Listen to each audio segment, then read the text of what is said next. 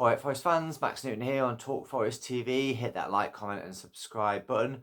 Giving you a quick preview of Nottingham Forest away at Fulham at Craven Cottage, the home of the neutral fan.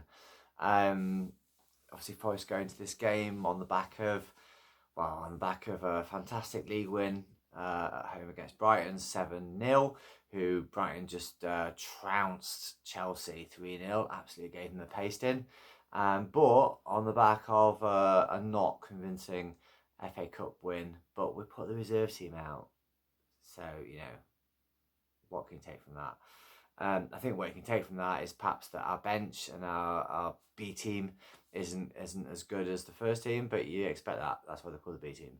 And people in the media have been making a lot out of the fact that our B team isn't as good. Our A team is playing lots and lots of minutes. I think we've used the least amount of players out of any team in the Premier League, and on average, our players have played the most amount of minutes. And what happens if these players get injured because they're playing so many minutes, and the B team's not as good? This is the point that everybody's missing: is Nuno's teams don't get injured. Touch wood. They don't get injured because they don't run around like dicks for the whole game like teams like Spurs do, or Liverpool do, or Arsenal do.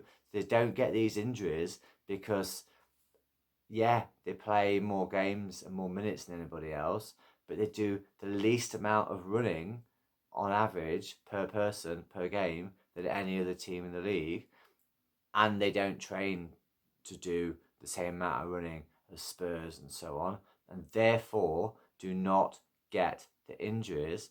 This isn't new. This is what Nuno did at Wolves. His players didn't get injured for that reason, and for the reason that the medical staff are superb. So don't worry about it, Forest fans. It is fine. Everything is fine. It doesn't matter. And go into this game, with full of confidence. This is the start of 4 games against teams that have beat us. So the only 4 teams that have beat us in the league, apart from Liverpool and Bournemouth. And I think if we can come out of these games still in the top 4 or 5, then we're gonna finish in the Champions League places. And you know what? I think if we win tomorrow or today, if you're watching this today at Fulham, we'll finish in the Champions League spots, because Chelsea lost, got trounced, look rubbish against Brighton, a team that we beat 7-0, a team that we've taken 4 points off and scored 9 goals against, and they were in 4th place. And Man City play Newcastle, so Man City win. We're going to be 7 points clear of 6th place with 13 games to go. It's happening. It's happening, boys and girls. It's happening. So team for tomorrow, I'm going to sound boring. It picks itself. Sells, Aina, Milenkovic, Murillo, Williams, probably I'm going to say Sangare and Dominguez, Anderson, Gibbs-White, Alanga, Hudson-Odoi, Chris Wood. And if that's one player too many, I don't care.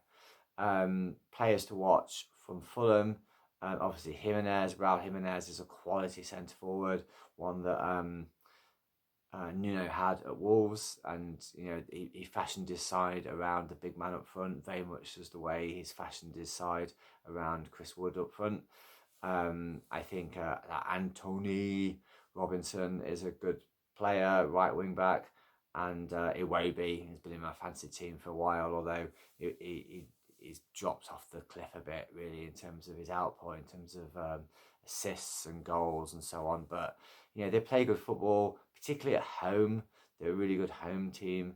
So they're really a point is a good result.